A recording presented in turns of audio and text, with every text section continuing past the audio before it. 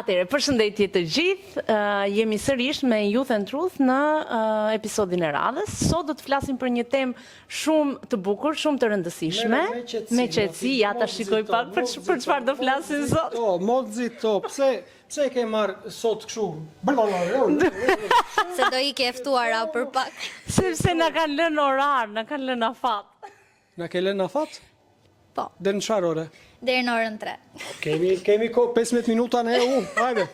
Edhe plus që na falni nëse ndonjëri nga ne nuk dëgjohet ndonjëherë, se ne ndajmë të njëjtin mikrofon. Më duket se piva kapuçinon tënde. Po ti pive nga kapuçino. Edhe thash pse nuk ka sheqer. Do në qik macchiato. Quella sfigiani. Mati, këte provo ti, okej? Kemi dhe nga këto. Mirë një qik edhe mua. Ne që ndajmë të njëjtin mikrofon, po ndajmë edhe njëjtën kapuçino, s'ka problem. Atëres, Lino. Atëre, fokusohemi në 45 minuta që na kanë ngelur, sepse Sot do flasim për punën. Për të gjithë ata që e kanë qef punën dhe për ata që nuk e kanë qef punën, sidomos edhe veçanërisht për Gen Z-in, brezin. Mati mos fol të lutem me këto kështu terma, nuk e di si mund ta them me përshkrime. Tani unë jam brezi vjetër, old school kur i Ti quhesh millenniums. Çfarë thua më? Që ta di. Po jam 1000 vjetë apo 10.000 sa janë këto. Të lutem. Kështu quhesh. Çfarë ishte kjo Jay-Z-a, çfarë ishte? Gen Z-a është brezi që ka lindur nga 2000 deri në 2010-ën, sepse ndajnë kështu. Pastaj 2010-a dhe këte quhet Alfa, që ta dish Lino. Sot do flasim për Gen Z-in, meqense janë në një moshë që tani fillojnë karrierën, fillojnë punën, disa e kanë filluar edhe shumë më përpara, që kështu do flasim si lidhet puna me besimin, a mund ta nderojmë Zotin në një ambient normal pune ose në një ambient jo edhe të krishter, edhe të gjitha këto do t'i flasim së bashku me një vajzë të mrekullueshme, që ka punuar që e vogla, e të prezentohet vetë. Okej, mos ja tha se do t'ja thësh. Jo, pritri këter, nuk e them emrin. Në rregull, vazhdojmë. Dhe është Gen Z, që kështu tani do ta leja të prezentohet. Do përmendet kjo fjalë, mua do më shikoni kështu si S'ka Gjelina, mos e thuaj moshën tënde, s'ka nevoj. E morë me mend. Mirë se erdhe. Mirë se ju gjeta, emrin preferoj ta le Enigma, se fesha ka. Jam Arsi, së shpejti 20 vjeç.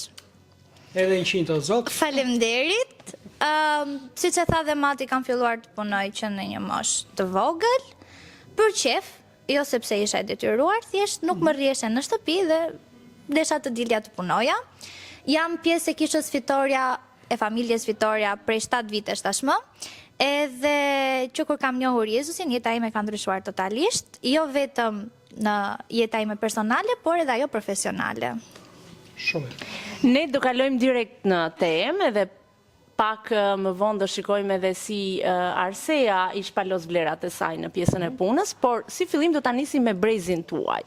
Si e sheh brezin tuaj kur vjen puna tek puna si profesion dhe karriera?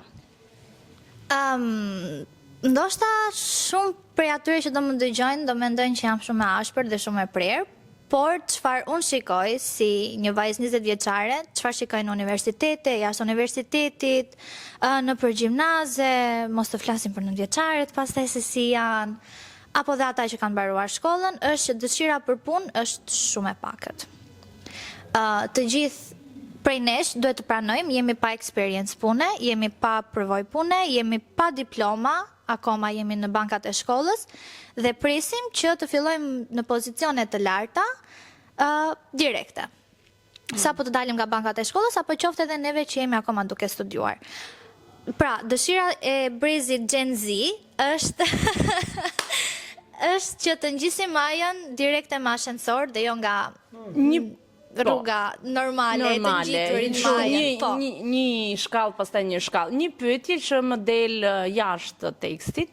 Pse mendon që, domethënë nga vjen kjo dëshirë, pse kjo dëshirë që duam të shkojmë direkt me ashensore dhe jo shkallët 1 nga 1?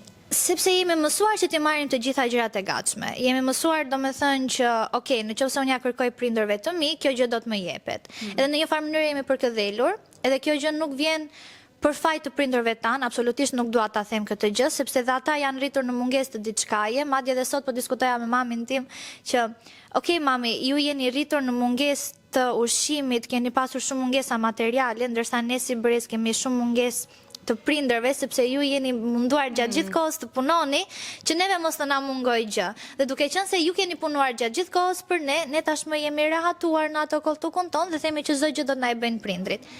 Nuk duhet të jetë kështu, edhe është për turp në qoftë se është kështu. Patjetër që ka persona që ndoshta nuk e gjejnë punën direkte, ndoshta shkolla nuk ta jep ato mundësi që ti të fillosh direkt punë profesionin tënd, sepse kemi deg të vështira, siç mund të jetë inxhinieria, siç mund të jetë mjekësia, që do ishin probleme edhe për jetën e njerëzve, të komunitetit.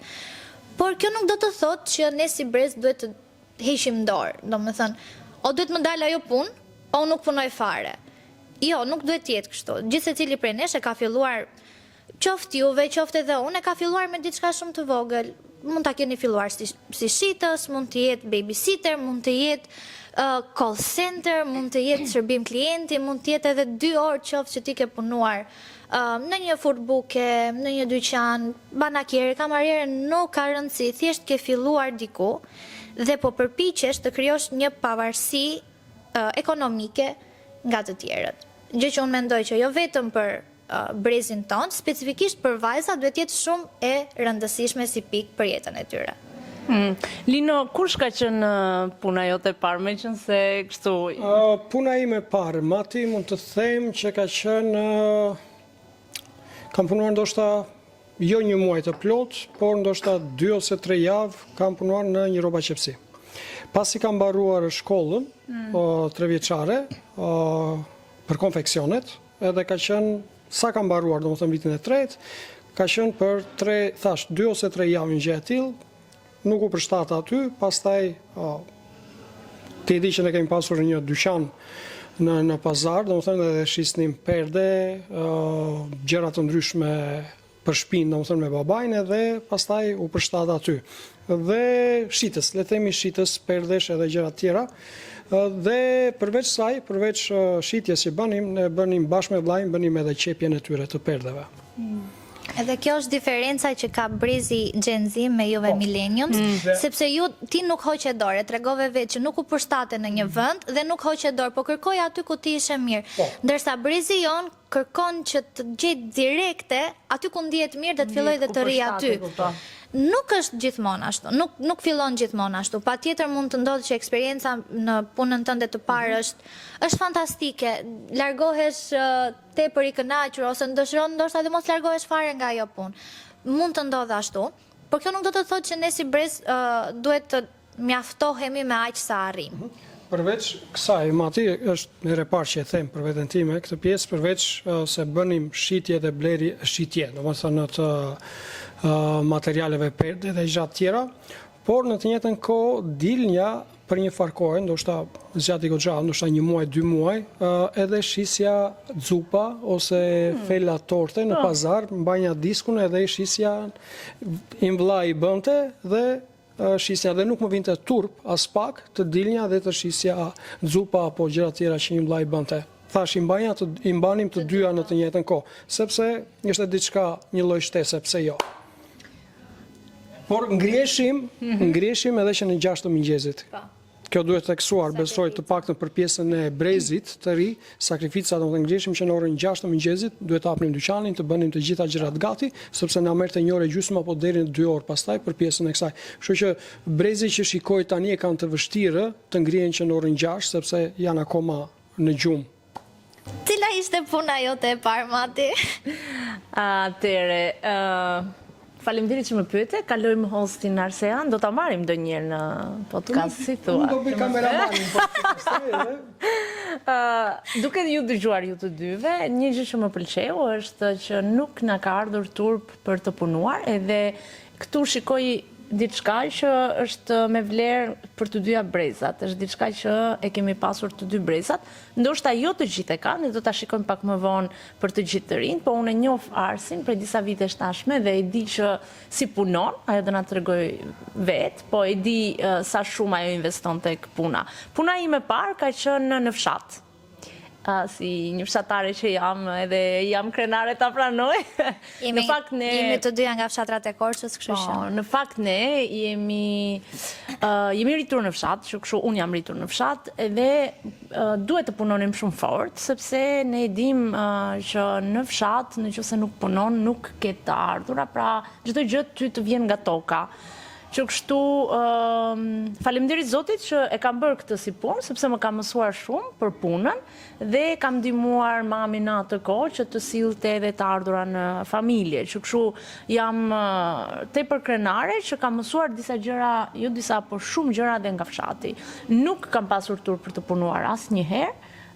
Kam dashur të ndihmoj që e vogël, kam punuar që e vogël, njësoj si ty Ars, që kështu duke i themi ne prashitur në fshat, kjo ishte puna ime e parë që kam bërë, ose duke mbjell, po fix, duke mbjell, duke shkullur produktet pastaj, të gjitha këto i kam bërë, ndoshta që në klasë të 8, kjo gjë ka, domethënë përveç se ndihmonim në shtëpi, po që kam fituar lek ka qenë klasa e 8 që kam filluar me po, kam qenë e paguar, domethënë. Bravo. Që kështu është mirë, por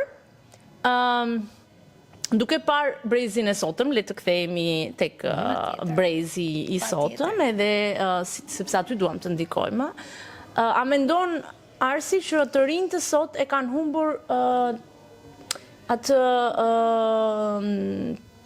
idenë edhe një herë, okay? E kthejmë. E humbur.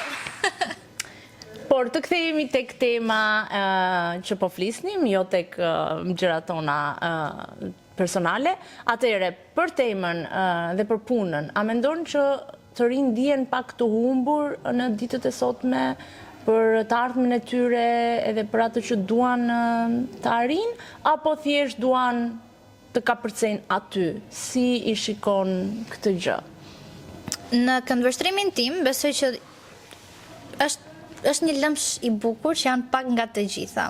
Sepse duhet të shikojmë edhe vendin ku po jetojmë, duhet të shikojmë stilin e jetesës, standardin e jetesës, edhe është për të qarë, të themi të vërtetën, që të rinjt sot e kanë humbur shumë shpresën për vendin ku po jetojnë, nuk duan të investojnë në vendin ku ne jemi, nuk duan që gjithë talentin që ata kanë të arrijnë këtu ku janë, ose në qoftë se duan me patjetër që të kenë një mik të fortë që të fillojnë punën, aty ku ata dëshirojnë të fillojnë punën, dhe gjithë potencialin e tyre fillojnë ta fokusojnë tek emigrimi për të pasur një të ardhme edhe një shpresë i jashtë vendit ku ata ndodhen. Gjë që është për të ardhur keq, sepse shumë herë është thënë edhe do të vazhdoj të thuhet që rinia është shpirti i jetës për një komb. Dhe në momentin që rinia largohet, atëherë ai komb është i vdekur. Edhe është për të mërzitur se si po të pyesë shumicën prej brezit ton, një 80% dëshirojnë me patjetër të largohen, ata që dëshirojnë që të qëndrojnë këtu, siç e thash, duan me patjetër një mik të fortë që të fillojnë punë, sidomos për në shtet, sepse normalisht aty shteti është bërë ëndra e shumicës prej brezit ton, është punë luksi i thon këta, 8-4, pagesën e merr, nuk lodhesh, nuk duan të bëjnë atë kilometrin ekstra për të punuar pak më shumë tani që janë në një moshë, si të themi, që më vonë kur të krijojnë familja edhe të kalojnë ato përgjegjësitë e tjera, të jenë pak më të qetë. Mund ta kenë vendosur disa gjëra ndoshta.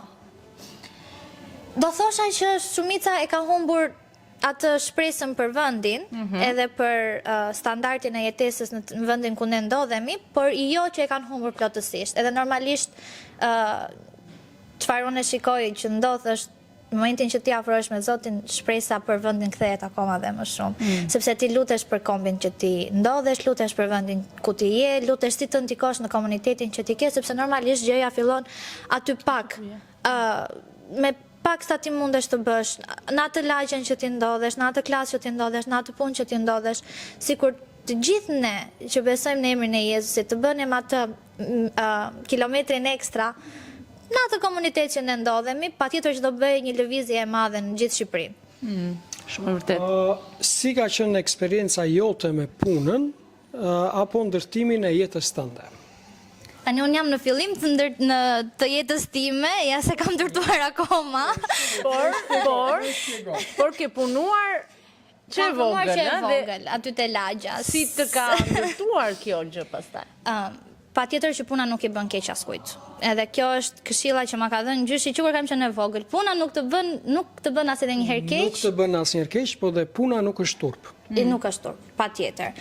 Dhe kjo është një gjë, kjo është temë tjetër që Brizion ka turp të punoj, sidomos ka turp të punojnë këto punët e rëndomta, shitse, pastruse, kamariere, banakiere, nuk është për turp. Call center e kanë duan direkt punë zyre ose punë shteti, e tham, punën e luksit. Gjë që nuk ndodh ashtu. Gjyshi që e vogël më ka thënë që puna nuk të bën keq, përkundrazi të bën nder. Edhe normalisht që kur je e vogël do fillosh si fillim që të mësosh punën e shtëpisë, pastaj të përgatitesh për tregun e jashtëm. Edhe kam qenë e vogël, 10-11 vjeç, diçka e tillë, edhe kam filluar, ishin 2 fëmijë aty te lagja, kishin nevojë për babysitter, mamaja punonte deri në orën 10-11 darkës, okay, të shkoj unë pa problem. Ishte super, për mua ka qenë shumë ndim, sepse unë aty zbulova edhe talentin tim për të marrë me fëmijët, që kisha durim edhe kisha nerva të merresha me fëmijët, dhe që atëherë më ka hipur, domethënë, komplet mundos si një pamje sikur më kaloi e ardhmja përpara që ti do jesh mësuese, do merresh me fëmijët. Edhe aty unë e vendosa që unë do mbaroj për mësuesi. E ndava, nuk e kisha ndarë se për çfarë do isha mësuese, do isha mësuese fillore, gjimnazi, për gjuhë, për matematikë, për lëndë të veçantë. Por e kisha ndarë, do me thënë që unë do vazhdoj për mësuesi. Dhe normalisht, në momentin që një i ri fillon edhe punon, qofte edhe babysitter, qofte edhe shitës, do të kaloj dikush, jam i bindur që Perëndia dërgon dikën në jetën tonë, që të na tregoj talentin dhe potencialin që ka vendosur në gjithse cilin prej nesh. Ndoshta për mua ishte që unë fillova punë si babysitter dhe kuptova që dua të bëhem mësuese dhe dua të merrem gjatë gjithë kohës me fëmijët dhe të investoj tek fëmijët ose dhe tek adoleshentët. Ndoshta për dikë tjetër mund të jetë që e shikon potencialin që ti ke, talentin që ti ke dhe të fton me një herë në biznesin e ti. Mua më kanë ndihmuar shumë, siç e thash, jam rritur me një familje që gjatë gjithë kohës puna ka qenë shumë e përmendur, duhet të punojmë, duhet të sigurojmë, duhet të jemi këtu për njëri tjetrin dhe të përpiqemi ta ndihmojmë njëri tjetrin sa më shumë, ato që mundemi. Madje edhe vllajin tim të vogël tani po mendojmë ta fusim në punë, se s'rrihet, s'ka, jetesa është bërë e vështirë tha. Por që po, puna të ndihmon. Asnjëherë nuk të turpëron, asnjëherë nuk të ul poshtë, edhe të janë ato hapat e vegjël që ty të tregojnë atë rrugën e madhe që ti do të marrësh më vonë në jetë, sepse pa provuar nuk do të dish, pa dështuar nuk do të dish të ecësh përpara dhe nuk do të dish se çfarë të pëlqen, çfarë do bësh gjatë gjithë jetës tënde. Edhe thjesht doja të shtoja diçka këtu për të mbështetur Arsin. Atëre, puna të nderon edhe çdo punë që është e pëlqyeshme në sytë e Perëndis është mirë për t'u bërë nga çdo njeri. Sepse na ndodh që punë të rinjt mund të quajnë edhe shumë punëra të tjera. Punëra. Por ne po flasim për një punë që e nderon Zotin, një punë që është e pëlqyeshme për të dhe një punë që ka vlerat e Biblës.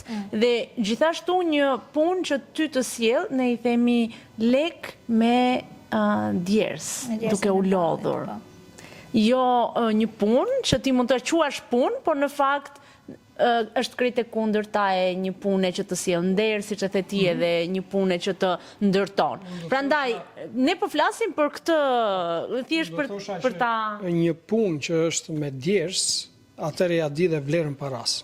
Patjetër. Sepse një punë që nuk ka djers, është diçka që e shpejt një gjë, nuk do t'ja dish asnjëherë vlerën paras. Jam dakord për atë që juve thoni, por nuk duhet ta anashkalojmë dhe faktin që jemi po jetojmë në kohën e teknologjisë. Edhe teknologjia na ka thjeshtuar shumë gjëra për pjesën e punës. Për profesionin që unë kam vendosur të ndjek, për mësuesin, teknologjia ka thjeshtuar pothuajse çdo gjë.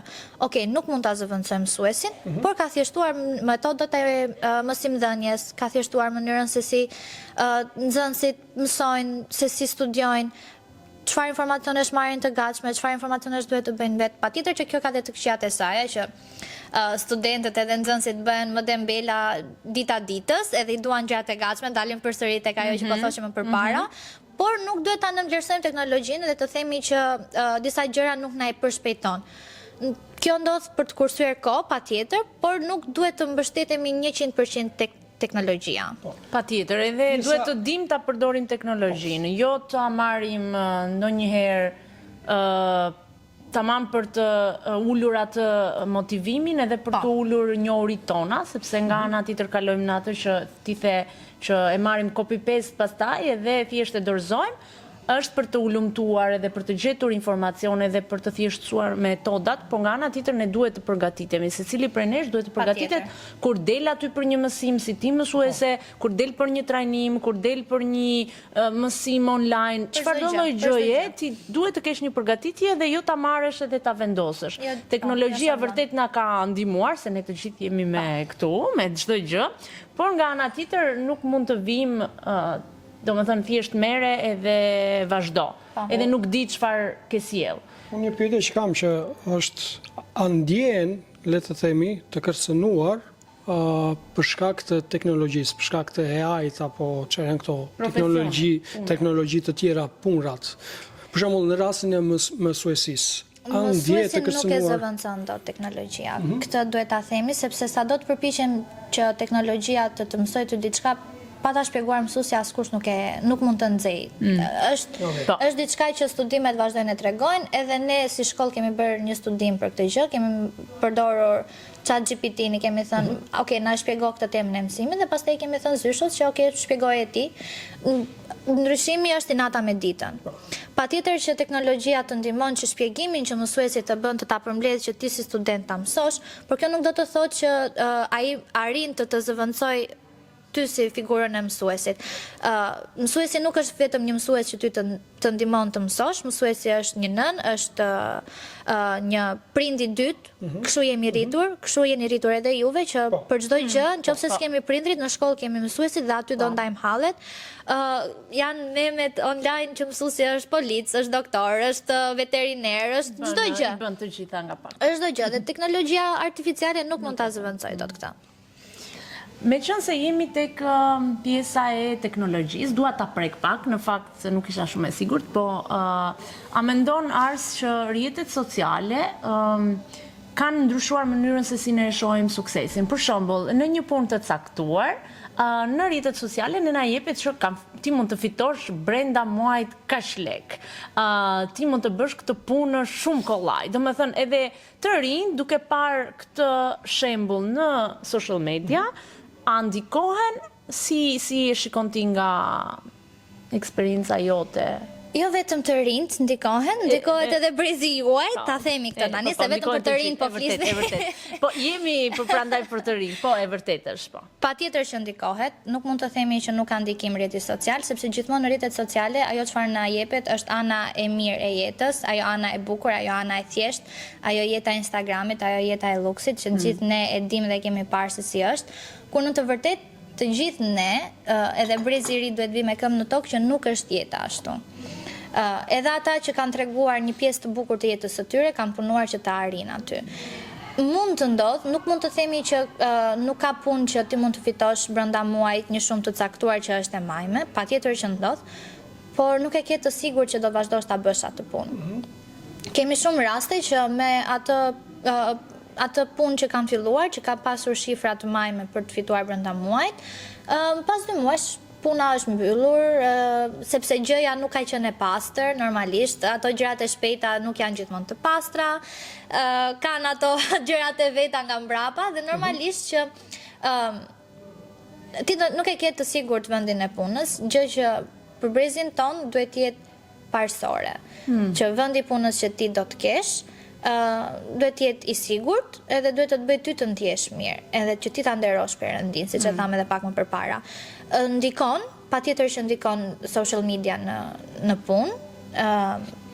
Ne duhet të kemi kujdes. Duhet të kemi kujdes me patjetër, Çfarë marrim edhe çfarë. Por duhet të dim gjithashtu që edhe social media ta përdorim në të mirë të punës që ne bëjmë. Po, është shumë e mirë, po duhet ta përdorim në mënyrën e duhur. Shtoja pak për pjesën e shumës, që the shumë të majme për një të ri, do thoja që në rast se një i ri vendos, le të themi për pjesën e pagës që ai do të marrë, edhe në rast se ai do të sakrifikoj nga jeta e tij që të bëj dy punë, kjo për mua është një vlerë që i jep atij të riu. Në rast se, kot po them, vendosja që unë dua të bëj 1.500 euro në muaj apo 2.000 euro të arri në muaj, edhe në rast se këto i bën me një punë të ndeshme, domethënë që ti bëj në dy punë, të punoj, kot po them, kamarier tetor dhe të bëj një punë tjetër ekstra pasaj që mund të arri atë lloj shumë që tham, për mua kjo është një vlerë që i jep edhe e forcon të riun. Por nuk e di se sa mund të bëj, domethënë të arrijë. Se privati nuk të paguan ty të bësh tetor edhe ekstra që të marrësh 2.000 euro. Jo, as bëhet, po thash prandaj që duhet të bësh dy punë që të arrish të marrësh. Edhe me dy punë nuk arrin përsëri, sepse e tham, vendi ku po jetojmë nuk është i drejtë. Unë tani, mund të them që ka kamariera që punojnë edhe bëjnë bakshishe që mund të bëjnë edhe nga 50.000 lekë dita. Po, më kupton? Kështu që kam dëgjuar, domethënë, nuk e di sa e vërtetë është. Por jo të gjithë. Po, normale tani, se po u bën të gjithë kamarierë, pastaj s'ka kush të bëhet as doktor, as mësues apo janë disa puna që janë e dim që janë për momentin. Të gjithë janë për shkolla dhe kanë nevojë të bëjnë puna të tilla. Kamarier nuk është keq, por nga ana tjetër të mos ngelemi në atë gjithmonë. Mati, mund të them që shumë të rinj tani mbarojnë universitetin, por janë pa punë prapë. Kështu që janë të detyruar në një farë mënyrë edhe të punojnë kamarier prapë. Kështu që për mua është mirë që punojnë, të paktën po pavarësisht se duhet të zgjedhin e të punojnë në fushën e tyre që mbarojnë, por kur nuk ka, normalisht duhet të zgjedhin një lloj pune pastaj. Këtu është problemi me pjesën e biznesit apo të punërave që kërkojnë që direkt sa dalësh nga bankat e shkollës ti jesh ekspert.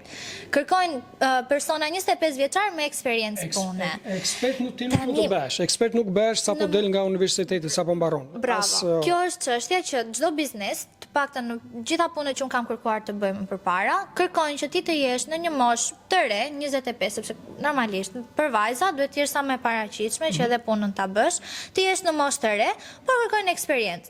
Tani unë s'kam dalë akoma nga bankat e shkollës, po le të mendojmë që kam dalë nga bankat e shkollës. Sa kam mbaruar shkollën, ku mund ta kem fituar unë eksperiencën, nëse ti nuk ma jep mundësinë që unë ta fitoj eksperiencën tek biznesi yt. Patjetër që ne si brez do gabojmë, sepse jemi në fillim. Nuk duhet të prisni dhe ne nuk duhet të prisim që nuk do gabojmë dhe do jemi gjithmonë të pagabueshëm, të përsosur, nuk do bëjmë gabime në profesion. Por kjo nuk do të thotë që të tjerë që na punësojnë, të na kërkojnë direkt eksperiencën dhe pa parë të paktën potencialin që ne kemi. Të japin mundësinë. Është e vërtetë edhe në fakt jo çdo punë që ti do shkosh apo sa do duash ti të punosh varet nga ty. Në momentin që ti mbaron një shkollë edhe do të futesh në një profesion, ndoshta nuk do t'i jepet mundësia direkt, ke për të hyrë në disa puna të tjera derisa të arrish aty. Nga ana tjetër e dim që në Shqipëri kështu funksionon siç ti e the Ars, që të kërkojnë me eksperiencë dhe kështu, po kjo nuk është për të demoralizuar, është për të vazhduar për të punuar fort edhe për të arritur ti të kesh qëllimin tënd që unë mbarova mësuesin, tani nuk e kam mundësinë të punoj, po e di që pas një viti do kem punuar, do kem bërë disa trajnime, do kem shkuar, ku diun, bërë një praktik diku dhe pastaj do filloj sërish të vazhdoj të punoj dhe të... Të shtoj dhe diçka listës tënde, që nëse ne nuk fillojmë punë direkt në profesionin ton, e mira do t'ishte që të kishim dhe disa financa më njanë, që të fillojmë në profesionin ton. Edhe si brez jemi në qik dorëlëshuar, sikur sejmë shumë. Jemi një qik, na pëlqen kjo jeta që reklamohet në social media. Dorëlëshuar, sepse tash edhe pak më përpara, sepse nuk ja di ndonjëherë, në momentin që nuk punon, nuk ja di vlerën paras. Por në momentin që ti punon edhe ti thonë të dhemp, më kupton të harxhosh atë 5.000 lekë edhe 10.000 lekë. Sa më ka dhimbur mua këto 2 ditë, nuk e ke iden. Nuk dua të flas për shifrën që kam hequr këto 2 ditë nga xhepi im. Tani, kjo ishte paka shumë pjesa e punës që të gjithë mund të na përfshi edhe të gjithëve na prek. Ne do kalojmë pak më specifikisht, apo jo, Lino, posaçërisht për Arsin. Si lidhet besimi yt me mënyrën si punon? Perëndia ka qenë shumë i mirë edhe besnik me mua, edhe ma ka treguar profesionin tim që para se unë të shpëtohesha. Patjetër që sa më shumë t'i afrohesh me Perëndin, sa më shumë t'i kalon kohë me fjalën e tij, kalon kohë në lutje, kalon kohë me frymën e shenjtë, aq më shumë ti e kupton se si ti duhet të jesh jo vetëm në jetën e përditshme, por edhe në profesion. Edhe patjetër që fjala e Zotit është manuali më i mirë i jetës tonë, edhe na tregon se si duhet sillemi me kolegët e punës, se si duhet të punojmë në mënyrë të ndershme, se si duhet të punojmë. Më pëlqen shumë ajo vargu, po i them shumë gjërat kështu shpejt, që është tek 1 Korintasit 10:31, që çdo gjë që ta bëni për Perëndin, si për Perëndin. Edhe kjo lidhet patjetër me punën, lidhet edhe në qoftë se ne i japim një gotë ujë kursantit apo nxënësit apo kujdo, domethënë po marr punën time në këtë rast.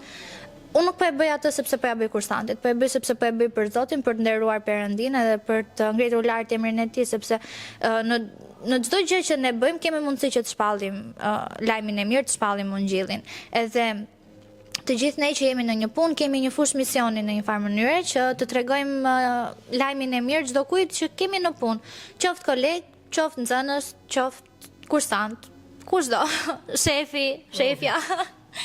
Është shumë e vërtet, edhe është një nga vargjet që e kishim lënë për në fund, që kështu faleminderit Arsi që e solle, është vërtet shumë i bukur edhe mund të na është zemër. Është kjo zing. Unë po bëja këtë që bën Hailey Bieber. Hajde Lino.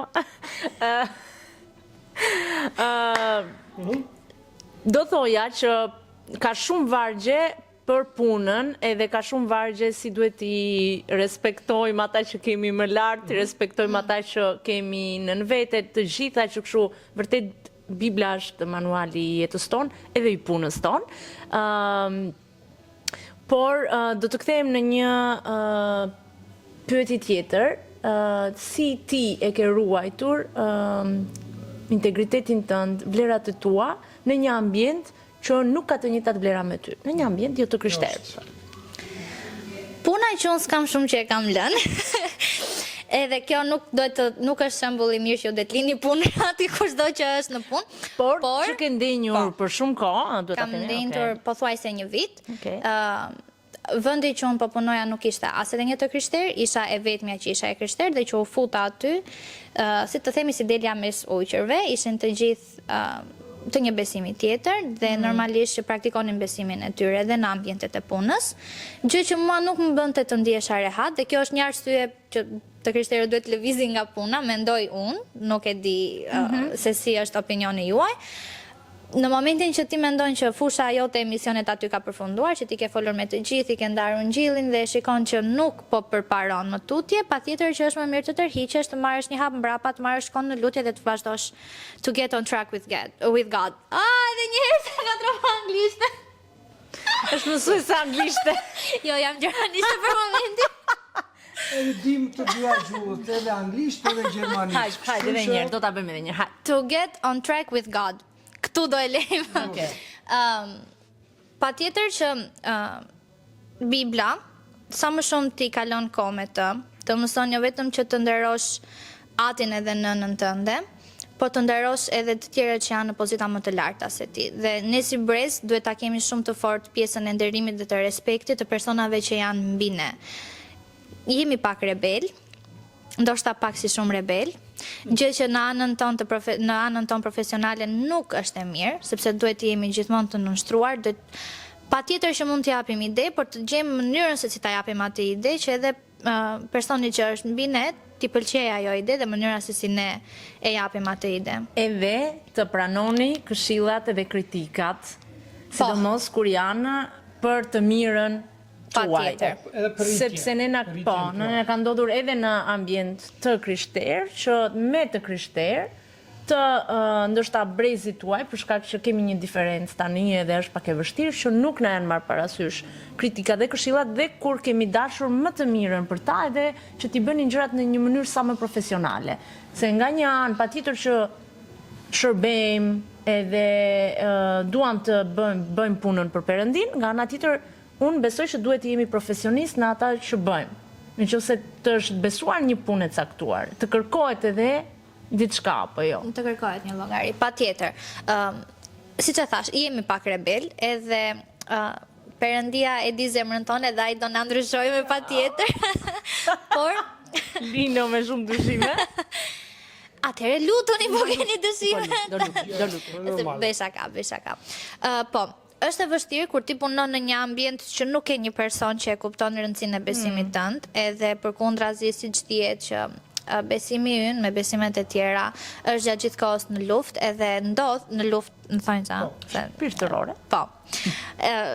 Ndodh edhe që personat e besimeve të tjera të vinë edhe të ulin poshtë ty, po qa po bën ti, je vetëmja që je krishter këtu, hajde me neve për darkën e Ramazanit, ose ku diun, këta ofertat e ndryshme që edhe mua më kanë ardhur personalisht, dhe ato janë sfidat e vogla ditore që ti duhet vendosësh dhe të marrësh kryqin tënd edhe të ecësh me kryqin tënd, edhe ta bësh emrin e Perëndis të njohur në çdo situatë, qoftë ajo një ftesë për darkën e Ramazanit, qoftë ajo që kur ato të thonë Allahu të ruajtor, nuk di çfarë, ato urimet e tyre ose kur thon mashallah ose gjëra të tilla që edhe populli Që jonë dhe gjithë shqiptarët i kanë. Po, domethënë që na ka ngelur nga historia, nga pushtimi, përsëri ti duhet të jesh që okay, faleminderit për urimin tënd, por unë po e marr urimin në formë në bazë të besimit tim. Edhe unë ja kthej me të njëjtën mënyrë, por në besimin tim.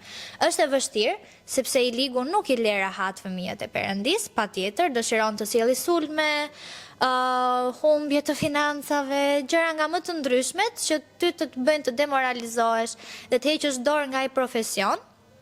Jo nga vendi i punës, nuk po them që për vendin e punës, po them për profesionin edhe për karrierën që ti dëshiron të ndjekësh.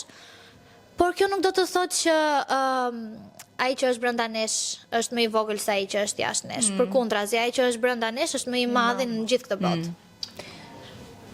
Çfarë do i thoje një vajze të re apo dhe një djali që ndihet mbrapa në jetë? Shumë pyetje interesante. Nuk jemi mbrapa. Pyetje të përgjithësi bën Matilda. Bravo Mati. Nuk jemi mbrapa. Jemi në fillim, edhe nuk duhet të demoralizohemi në qoftë se marrim një përgjigje jo, në qoftë se një vend pune nuk na hapet, nuk duhet të heqim dorë.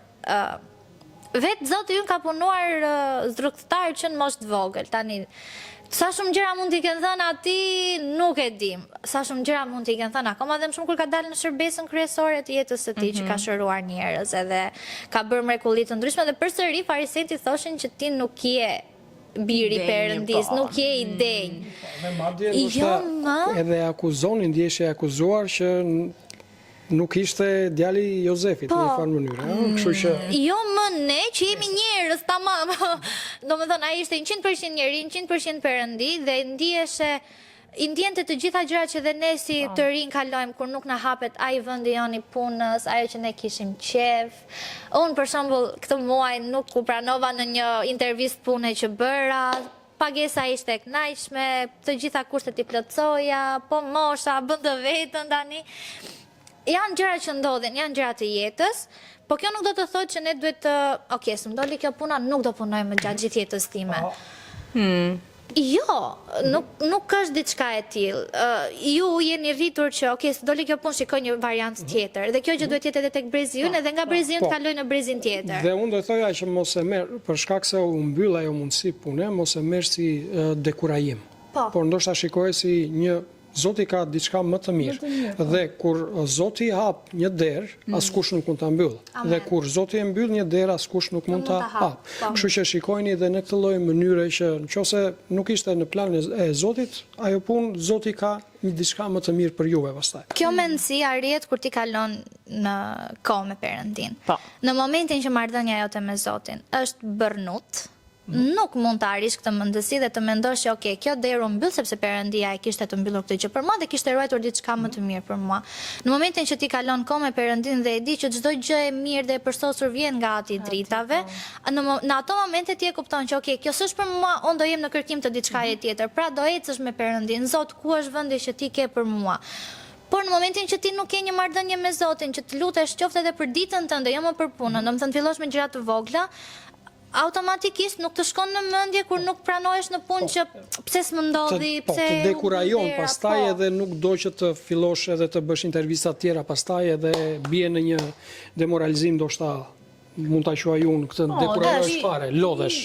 Dembelosesh dhe ndoshta humbet në atë emocionet e tua që unë ndihem i paaft, ndihem që s'jam gati, ndihem që okay, nuk jam i përgatitur, e gjëra të tjera me radhë, po nuk jam për punë, dhe pastaj fillojnë këto mendimet negative, dhe në fakt kur kemi këto, është shumë e rëndësishme, që të bazohemi në të vërtetën e Zotit, jo në si ndihem unë, sepse kjo do të na tërheq shumë poshtë nëse vazhdojmë të mendojmë vetëm për emocionet. Pastaj dalim tek pjesa e identitetit që ju e keni bërë në një podcast më vete. Do thoja të mendojmë atë çfarë Zoti mendon për ne. Bravo. Domethënë të shikojmë veten në pasqyrën e Perëndis, ashtu siç Perëndia na ka krijuar, të kuptojmë identitetin tonë në Krishtin. Në momentin që ne nuk jemi gjëkundi me identitetin ton, kush ne jemi, pse Perëndia na ka thirrur, cili është talenti ynë, si mund ta vendosim këtë talent në shërbim të komunitetit, të kishës, familjes, të personave afër meje,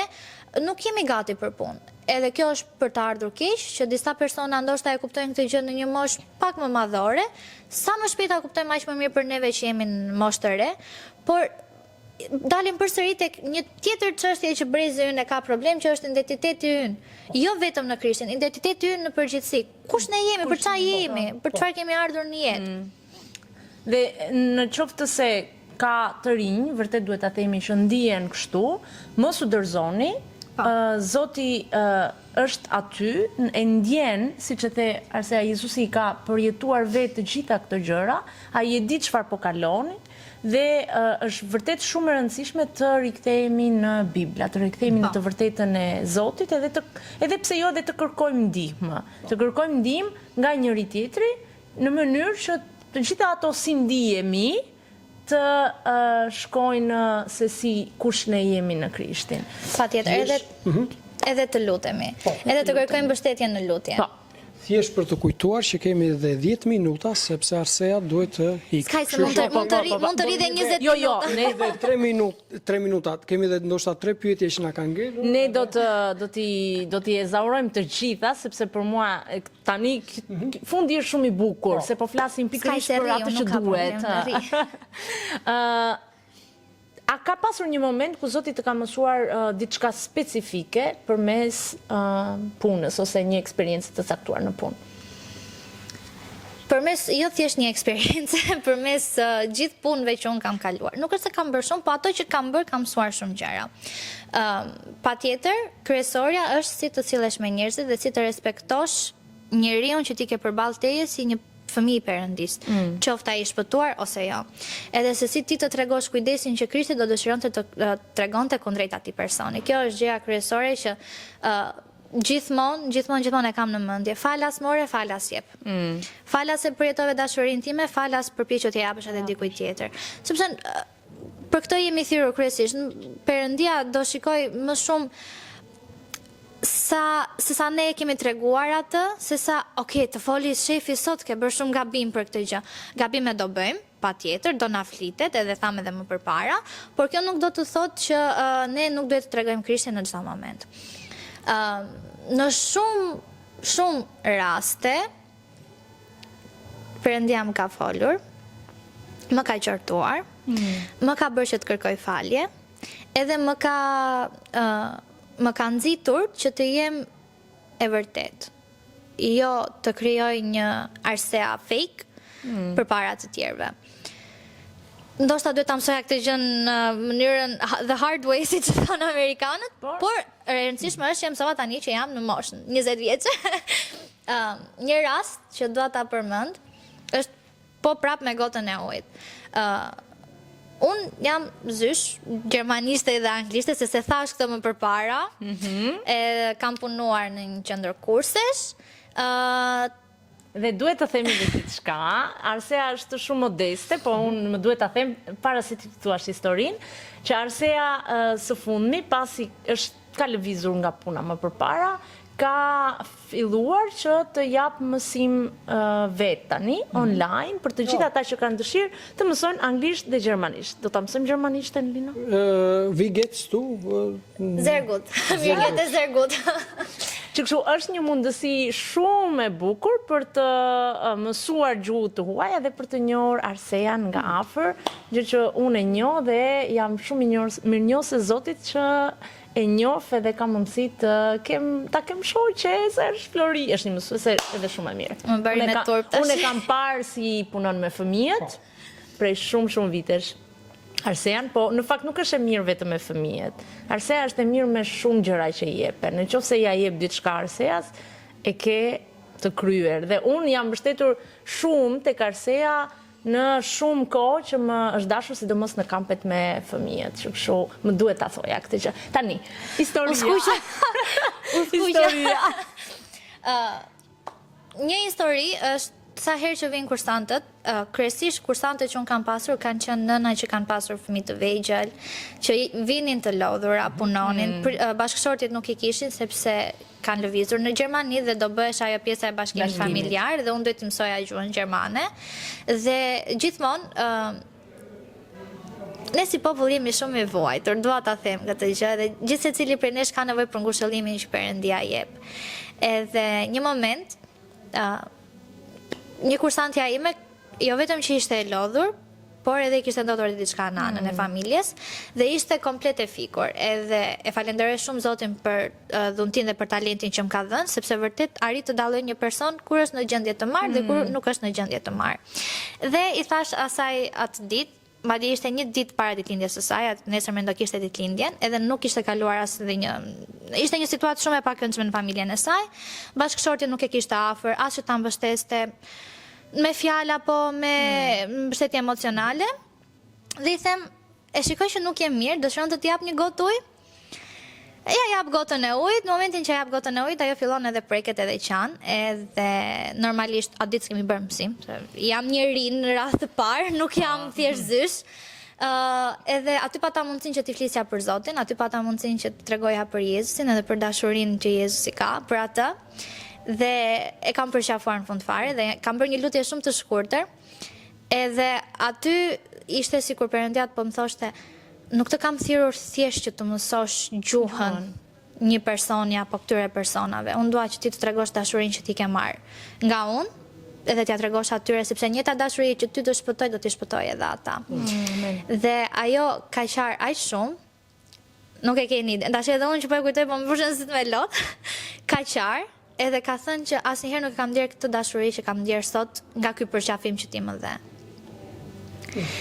Edhe e gjitha filloi sepse i dhash një gotë ujë. Po. Nga një gotë ujë. Një gjest i vogël mund të çojë në gjëra akoma shumë të mëdha. Ndërsa nga ana tjetër, një gjë tjetër që Perëndia më ka mësuar, që e kam mësuar the hard way, është që për çdo gjë duhet të komunikosh me personin që ty të ka marrë në punë dhe jo thjesht me klientët apo me kursantët. Pra, në momentin që ty një klient vjen dhe të thotë që këtë shërbim ti duhet ma bësh, sepse kështu ka folur me atë lart, ti duhet të shkosh dhe ta verifikosh këtë gjë me personin që ka përgjegjësi mbi ty. Sepse normalisht është në dëmin tënd dhe në dëmin tënd dhe në dëm të kompanisë ku ti po punon. Po, është e vërtetë dhe shumë e rëndësishme në fakt në çdo punë, jo vetëm në kompanitë, po në çdo vend, është mirë që të komunikojmë sepse mund të ndodhin çfarë do lloj gjërash edhe ka shumë përgjegjësira, kështu kjo. Patjetër.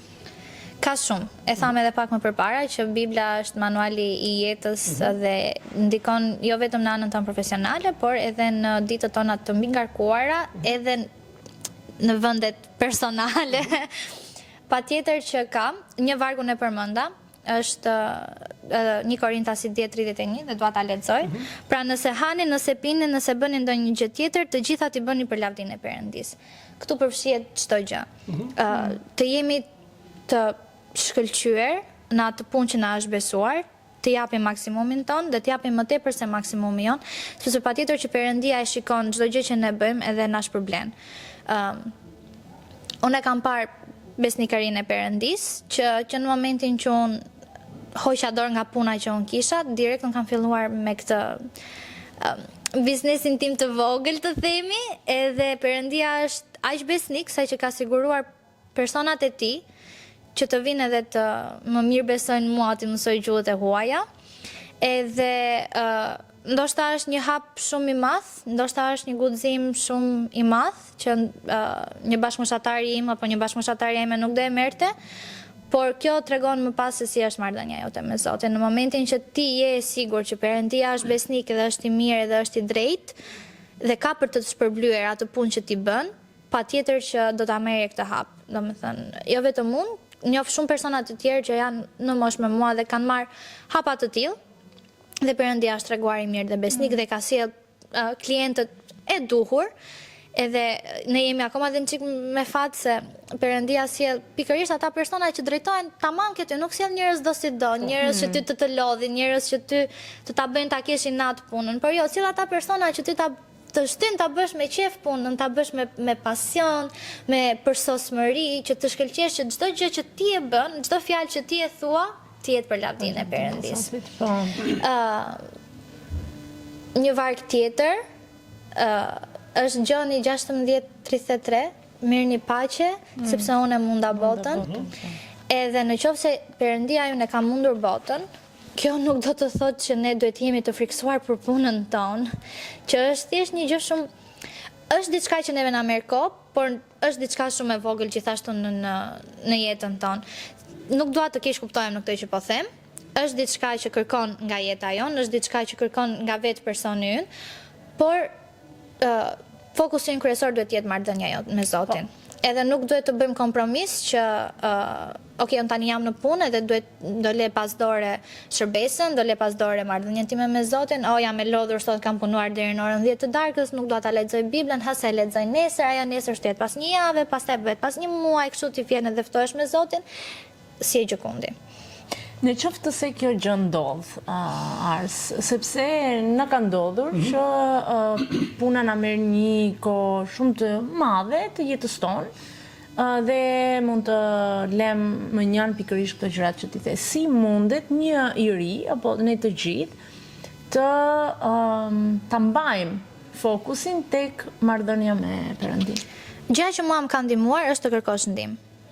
Duhet të pranosh situatën ku ti je, nuk jam gjikundi, jam larguar nga Perëndia, dua të kthehem përsëri aty ku isha. Ndodh që puna të rëmben, të merr ai fluksi i madh i punës, se sidomos kur merresh me njerëz, edhe dita jote kalon nga një person tjetër, me hallet e tyre, me problemet e tyre, me çdo gjë të tyre, dhe ti e humb komplet veten tënde, saqë shteron dhe nuk ke më energji.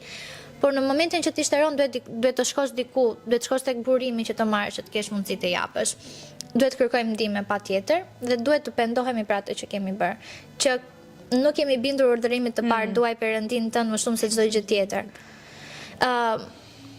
Ndoshta kjo është sfida që gjithë ne që jemi në punë e hasim, lodhemi, na merr me vete puna edhe harrojmë Perëndin në një farë mënyre, harrojmë që të lutemi për atë gjë, të kalojmë kohë mbi fjalën e Zotit. Bashkësia me kishën është shumë, jo vetëm e rëndësishme, por është edhe e nevojshme për gjithë secilin prej nesh, sepse uniteti është gjëja. Nuk kemi fjalë ta përshkruajmë unitetin me besimtarët. Është aty ku Perëndia e shfaq veten e tij. Ai vetë premton kur 2-3 mblidhen në emrin tim, unë do të jem aty. Po, unë do thoja që dhe largesa nga komuniteti, nga familja e madhe, kjo do të bëjë që ti të ndjesh më i ftohtë, pastaj edhe më larg. Normalisht edhe Perëndis, por edhe gjërave që ti mund të përfitosh nga një komunitet i krishterë, nga një familje që e madhe e krishterë. Edhe është, kur e përjeton vetë në lëkurë, e ke më të qartë që punën tjetër që do bësh, i ke disa orare të zëna që filan ditë, filan orë, nuk jam në punë. Jam në shërbes, jam në kishë, do jem e fokusuar tek Perëndia. Dhe ndoshta ju nuk do jeni dakord me këtë që unë do them, po nuk do të sugjeroja që të rinjt po flas për periudhën e shkollës tani, se vera është diçka tjetër, kemi më shumë kohë. Në momentin që jemi në shkollë, unë dëshiroj shumë, jo vetëm se jam zysh, po dëshiroj, e kam pasur që e vogël shkolla është shumë e rëndësishme. Si për vajzat, si për djemt. Për të dy, nuk duhet të lejmë shkollën dhe të ecim pas punës. Sepse, e di jeta është bërë shumë e vështirë, e di që nuk ja dalim me ato rroga që ne marrim, është e vërtet, jam shumë dakord, por jemi thjesht student. Kemi dhe përkraje nga familja, duam ne, ata janë gjithmonë aty për ne. Nuk duhet të rendim gjatë gjithë kohës mbas lekut. Duhet të kthehemi dhe të qëndrojmë dhe të shijojmë ato momente ku ne jemi, se nuk do kthehemi më në shkollë. Dhe do ishte shumë keq pastaj nëse ti e ke mundësinë tani ti jesh në shkollë dhe do kthehesh mbas 10 vitesh që ti do jesh me fëmijë, do jesh kryefamiljar ose do jesh familjare, do jetë akoma më e vështirë që ti të mbash punën, të mbash fëmijët, të mbash familjen, të mbash dhe shkollën. Kështu që besoj që do ishte duhet të jetë shumë primare të kemi një shkollë, të mësojmë dhe të marrim më të mirën në asaj shkolle, që dhe ne të dim jo vetëm praktikën, por edhe teorinë, se pa ditur teorinë nuk mund të kalojmë në praktikë. Dhe ka një kohë për çdo gjë, edhe shkolla është e rëndësishme. Pastaj nuk do futemi në tema të tjera sepse varet nga situatat familjare, por në fakt shkolla është krijuar që ti të shkosh edhe të marrësh më të mirën, edhe jo ta neglizhosh edhe të kesh të mbash shumë gjëra njëkohësisht. Një pyetje tjetër. Meqense jemi tek vargjet edhe shumë shpejt nuk e zgjasim, pastaj nuk do të marrim shumë kohë, jemi në vargjet, në Bibla, le të shndrojmë këtu. Ti përmende Jezusin, është shembulli më i mirë që duhet të ndjekim, po a ka ndonjë personazh tjetër në Bibël që të inkurajon kur ti je duke punuar, në mënyrën se si ata kanë punuar, si i kanë bërë gjërat, si e kanë nderuar Zotin? Pali. Okej. Ai bënte çadra dhe ishte më i miri në punën që ai bënte. Ne duhet jemi më të mirët në punën që Perëndia na beson. Siç Pali bënte çadrat dhe ishte më i miri, më i pëlqyeri, i bënte çadrat tamam sikur Perëndia po e shikonte punën që ai po bën, të njëjtë gjë duhet bëjmë edhe ne. Të shkëlqejmë dhe të jemi të përsosur në atë që Perëndia na ka besuar. Nuk ja bënte me ile. Nuk i binte nga rruga, nuk e ngjiste majën me ascensori, ngjiste avash malin. Diçka tjetër që më pëlqen shumë te Pali është që thotë nuk do t'ju bie në kuriz juve. Pra ai kishte mundësinë që të merrte ndihmë nga të tjerit për atë që po bënte, por në fakt preferonte që të punonte dhe ta nxirrte punën e tij me djers, kur i themi ne, me lek tamam, edhe kishte mundësi pastaj që të ndante dhe ungjillin. Edhe vërtet faleminderit që e solle, sepse është vërtet një shembull shumë i bukur dhe sakrifikonte nga jeta e tij në kuptimin që flinte, bënte çadrat natën edhe flinte shumë pak, edhe pastaj gjatë ditës ishte me njerëzit, me familjet më tonë. Është shumë e bukur. Jozefi nuk është keqe. Domethënë çdo punë që ju dha Jozefit e bëri në mënyrën më të mirë. Edhe pse në një situatë shumë të vështirë, e nderoi Zotin në mënyrën më të mrekullueshme. E nisi nga bari, le të themi, apo nga puna fare që ishte e ulta, edhe arriti dhe në një farë vendi pastaj që u bë pas faraonit. Administratori, po. Është shumë e bukur si Perëndia punon në jetën e secilit, edhe sa shumë gjëra na mëson, edhe sa shumë kemi për të mësuar nga Perëndia ynë që është vërtet i mrekullueshëm. Është shumë e bukur pra ajo çfarë Perëndia bën në jetën e gjithë secilit, po e theksoj, por edhe shumë e bukur nga jeta e gjithë secilit që ne mund t'japim nga të gjitha gjërat që ne bëjmë, që ne mund t'japim lavdi Perëndis. Edhe besoj që është për secilin është mënyrë e veçantë që ne i japim lavdi Perëndis. Çdo kush nga ne në jetën që ne bëjmë, kudo që jemi në punë apo kudo që ne jemi, është një mënyrë e veçantë që ne i japim lavdi Perëndis. Ti ke mënyrën tënde, Arseja ka mënyrën e saj, unë ka mënyrën time, çdo kush pra ka mënyrën të ndryshme dhe të veçantë që ne i japim lavdi Perëndis. Dhe kjo është e bukura se të gjitha gjërat janë në sinkronizim me njëra tjetrën, edhe duket një një simfoni aq e bukur, si një orkestër aq e bukur që nxjerr një melodi të këndshme për Perëndin kur ai e shikon që bitet e tij vërtet punojnë ashtu siç ata duhet të punojnë, me ndershmëri, me integritet, me sinqeritet.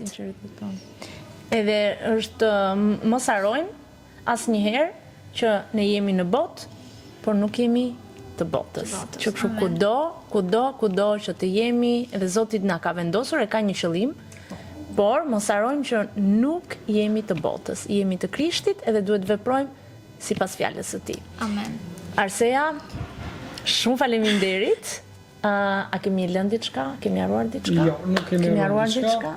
Mund ta bëj. Rogën. Apo jo? Rogën Ora e parë është falas.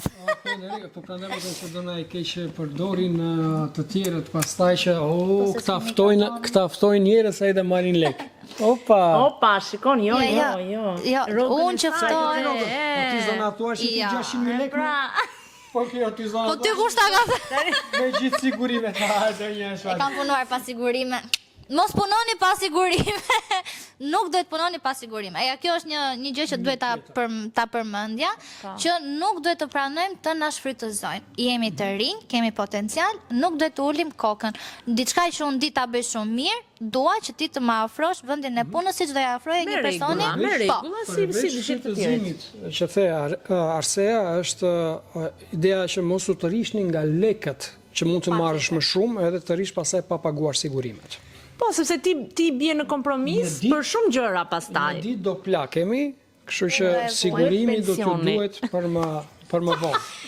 Unë kam punuar pa siguracione, sepse normalisht që të punosh si zyrë do të kesh diplomë edhe nuk mund të më siguronin të...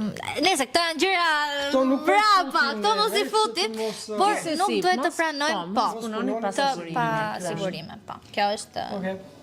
Arsea, po, të dy. Sinqerisht faleminderit, edhe na e zbukurove këtë podcast, sinqerisht. Do ju vi më shpesh, më pëlqeu. Hajde më shpesh, ne do kemi tema të tjera shumë të bukura. Ndjehemi shumë rehat me Arsean, sepse edhe e njohim, po edhe na i ka bërë shumë të rehatshme temën e saj. Ta të dy më kanë rritur mua, që ta dini juve, sidomos kjo... Kjo më tepër. Mirë, ne kemi marrëdhënie tjetër, jemi më... Okej, e pranoj. Okej, që mos na piket kamera. Bye!